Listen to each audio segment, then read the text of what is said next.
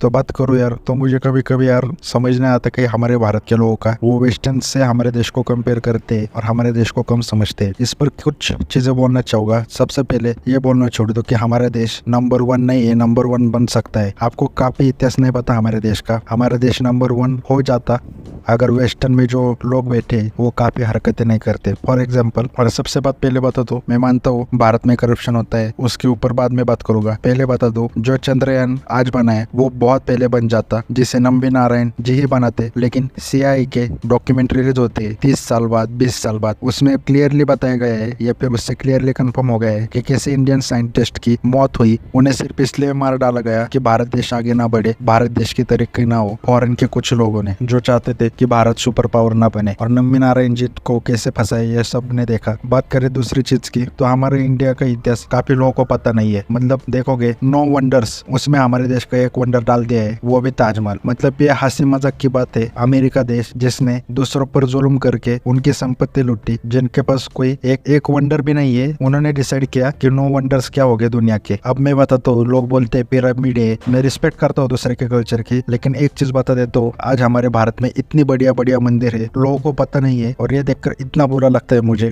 Vitthal temple Hampi का मंदिर ले लो, जिसमें म्यूजिक पिलर्स है, जिसमें म्यूजिक बजता है। हजारों साल पहले ऐसा मंदिर बना। मतलब उस वक्त क्या आर्किटेक्चर का सोचो, उस वक्त क्या फैसिलिटीज थे हमारे पास, कितना आमिर देश था हमारा। आज भी ऐसा मंदिर अमेरिका ने कोई भी नहीं बनवा सकता। क्या कलाकारी थी, क्या कारीगर थे हमारे देश के पास, कितना आर्टिस्टों से भारत देश था हमारा। विट्ठल टेम्पल हम्पी का मंदिर हुआ, इसके बाद खजुराहो मंदिर हो गया मध्य प्रदेश का, तुंगनाथ मंदिर हो गया उत्तराखंड का, सन कोर्क मंदिर हो गया, सन टेम्पल जिसे कहते हैं। और ये छोड़ो, इतने छोटे छोटे मंदिर है ना, मतलब हमारे यहाँ नहीं बोलो तो भी हजारों मंदिर हो गए ऐसे, जिनके कारीगरी देखकर आप बोल दोगे कि सच में क्या महान देश था हमारा। मतलब मैं रिसेंटली हमारे गाँव भुवनेश्वर जो पुणे में है, वहाँ पर एक भुवनेश्वर नाम का मंदिर है, आप यूट्यूब पर सर्च कीजिए। वो लोग ज्यादा जानते नहीं, लेकिन उस मंदिर की कारीगरी देखो। और ऐसे कई सारे लोगों के गाँव में ऐसे कई हजारों बढ़िया बढ़िया मंदिर हो गए, लेकिन सैडली हमारे इतिहास में पढ़ाया नहीं गया। लोगों को पता नहीं हमारा कल्चर कैसा है। और फिर लोग हमारे के इधर अमेरिका डिज्नीलैंड के लिए पागल हो जाते हैं, वहाँ लाखों खर्चे गए। लेकिन इंडिया में जो ये मंदिर पड़े इतने बढ़िया बढ़िया, वहाँ कोई जाना नहीं चाहता। फॉर एग्जाम्पल जापान, इन सब ने देशों ने वहाँ का कल्चर संभाला, और मेरी रिस्पेक्ट है इन सब के लिए। उनके यही काम होता है, और अच्छा भी लगता है कल्चर एक्सप्लोर करना, असली कल्चर। इजिप्ट के पास पिरामिड था तो उन्होंने उसे कैपिटलाइज किया। मतलब हर देश के पास एक कैपिटलाइज करने के लिए चीज होती है। जैसे बांग्लादेश के पास है कापड़, जो हमारे पास भी था, लेकिन बांग्लादेश सस्ते में कापड़ बेचता है, तो वो उनका कैपिटल, वो उसके ऊपर उनकी इकोनॉमी चलती है। अमेरिका ने गन्स इन सबको कैपिटलाइज किया, और इंडिया के पास मुझे लगता है ये कैपिटलाइज करने का तरीका था कि हमारे इधर जो इतने महान मंदिर है उनका टूरिज्म बढ़े। मतलब टूरिज्म से बहुत बढ़िया ये हो सकता है बिजनेस। दूसरी बात, हमारे कितने सारे महान राजाओं के बारे में यहाँ के ऑडियंस को, यहाँ के जनता को पता ही नहीं। वो अभी भी अलेक्जेंडर द ग्रेट, नेपोलियन, ठीक है वो हो गए उनके इधर के, लेकिन हमारे इधर के कम महान वॉरियर बने थे। चाणक्य जैसा विद्वान हमारे यहाँ पैदा हुआ, चंद्रगुप्त मौर्य जी, उनके जैसे महान राजा हमारे इधर पैदा हुए, छत्रपति शिवाजी महाराज, महाराणा प्रताप जी, गुरु गोविंद सिंह जी, 4 साहिबजादे, कितने सारे फ्रीडम फाइटर्स, सुभाष चंद्र बोस जी, वासुदेव बलवंत फड़के, बाबा साहेब आम्बेडकर जी जैसे महान आदमी, जिन्हें महापुरुष कहा जाता है, विद्वान आदमी, लोकमान्य तिलक, सावरकर जी,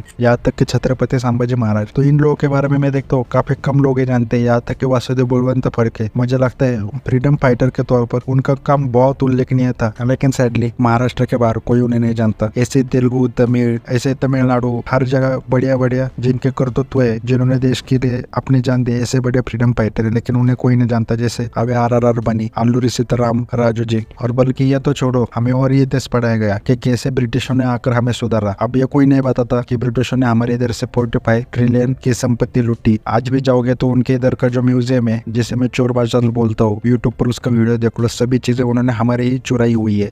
और बेसिकली ब्रिटिश क्या करते थे, मैं शॉर्ट में बता देता हूँ, यूट्यूब पर आप सर्च कर लेना, रेड इंडियंस या फिर नेटिव अमेरिकन। तो ब्रिटिश क्या करते थे, कहीं पर भी जिनको इधर देखता, उस वक्त सोने से भी महंगे थे मसाले सिर्फ भारत में मिलते थे। इसलिए ब्रिटिश आए, और उन्होंने जब देखा इधर इतने बढ़िया मंदिर है, इतना बड़ा कल्चर, सिविलाइजेशन सब इतना बढ़िया है, वेदा जो अभी साइंटिस्ट ने कहा हमारे वेदा को पैकेजिंग की गई, तो वही उसी तरह जब उन्होंने देखा नेटिव अमेरिकन, अभी उस पर मूवी भी बनी killer of the flower moon, उनके इधर उस जमीन पर ऑयल है, बढ़िया जमीन है, सब चीजें है उनके पास। ठीक जिस तरह वो भारत में आए इधर की संपत्ति लूट जाने के लिए, मसाले लेने के लिए और यहाँ के लोगों पर अन्याय किया। बल्कि यहाँ तक कि कितने सारे छोटे छोटे बच्चे भी फ्रीडम फाइटर है हमारे देश के, छोटे छोटे बच्चों को भी गोली मारते हुए नहीं सोचा ब्रिटिशों ने। वही उन्होंने किया रेड इंडियंस के साथ, उनकी सब संपत्ति लूट ली नेटिव अमेरिकन के। और नेटिव अमेरिकन पूरे जो लोग थे वो मरे प्लेग की बीमारी से। अब कहा यह जाता है कि इसे ब्रिटिशों ने फैलाया था। और एक फैक्ट बताओ, कंस्पायरेसी थे के लोग इसे भारत में भी प्लेग के साथ फैली थी, लेकिन ब्रिटिश भारत को पूरी तरह कब्जा नहीं कर पाए मैं कहूँगा। लेकिन जो अमेरिका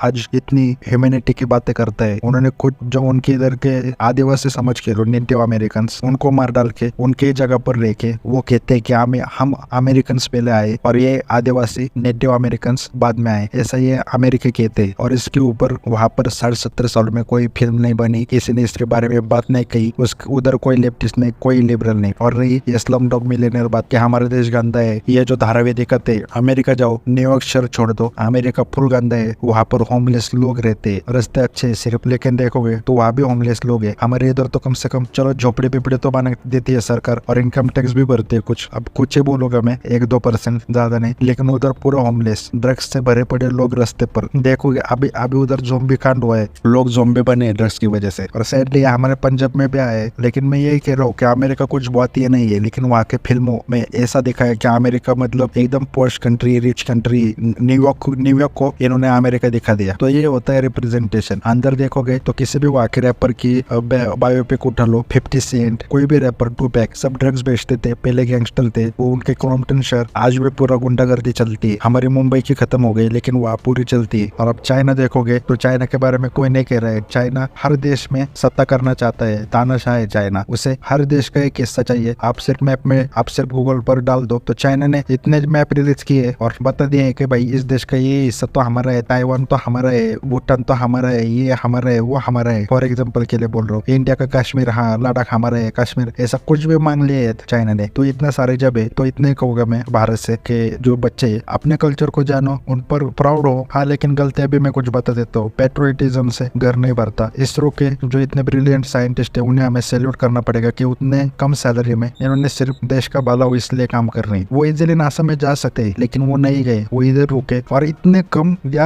कम बजट में उन्होंने चंद्रयान बनाया। सोच सकते हो ऐसे टैलेंट को आज भी कोई भी नासा वाले पीछे पड़े तो हमारे देश को बिल्कुल कुछ है चीजें करने को कि भैया साइंटिस्ट को अच्छे सैलरी दो, उन पर ध्यान दो, ऐसा जो टैलेंट है। साथ में हम देखते हैं कि हार्वर्ड भारत के खिलाफ कितना प्रोपेगेंडा फैलाता है। हार्वर्ड जैसे यूनिवर्सिटीज ये प्रूव हो चुका है कि वो बताते हैं कि भाई इंडिया में यहाँ पे भी बहुत चीजें होती है, ठीक है छापो, लेकिन अमेरिका का भी तो छापो। या अमेरिका का जितना भी कुछ चीजें होती है उस पर मुझे नहीं दिखा कोई नेटिव अमेरिकन के साथ, बेचारों के साथ क्या हुआ। जो हुआ आपको सच में रोना आ जाएगा। नेटिव अमेरिकन के साथ जो हुआ, उन्हें उनसे घर से बेदखल कर दिया और इसके लिए अमेरिकन को कोई पछतावा नहीं है। इस पर मुझे कोई हार्वर्ड का PhD करते हुए नहीं दिखाई देता। लेकिन वही बात है कि जो ये लेफ्टिस्ट इंस्टीट्यूट है, स्कूल से, वो हमारे भारत में भी है और भारत के बाहर भी है और सरकार इनके साथ काम करते हैं। IPS उनके पास जाते हैं ट्रेनिंग के लिए, IPS ट्रेनिंग के लिए जाते हैं और इनके इधर प्लेसमेंट भी अच्छे मिलते हैं, पैकेजेस भी अच्छे मिलते हैं। तो क्या ये हम ऑडियंस को बोले तो नेशनलिटी इंस्टीट्यूट हो तो वहाँ फैसिलिटीज भी अच्छे मिले, पैकेजेस भी अच्छे मिले तो लोग आए ना। दूसरी बात, अभी रिसेंटली नारायण मूर्ति जी ने कहा कि लोगों को 70 घंटे काम करना चाहिए ताकि हम चाइना से कम्पीट कर सके।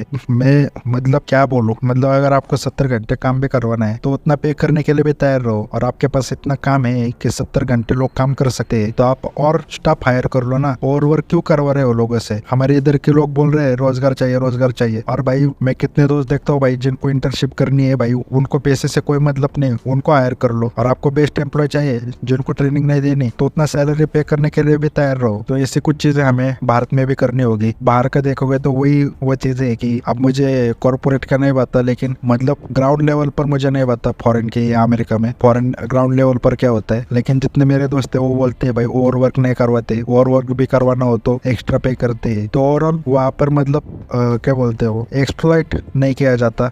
जो भारत में होता है, तो ये चीज कुछ हमें सुधरनी होगी, करप्शन हमें खत्म करना होगा। मतलब बाहर देश में भी बाहर के देश में भी भर भर के करप्शन होता है, लेकिन वही बात है कि वहाँ पर उनको कुछ इलीगल करना होगा, वहाँ पर इलीगल काम करने के लिए रिश्वत मांगी जाती है, लेकिन हमारे इधर काम करने के लिए रिश्वत मांगी जाती है। तो ये बहुत बड़ा फर्क है जो मैंने अभी हिंदुस्तानी फिल्म में देखा था कमल हसन की, जो मुझे सही लगा। तो हमारे इधर भी कुछ चीजें चेंज करनी होगी।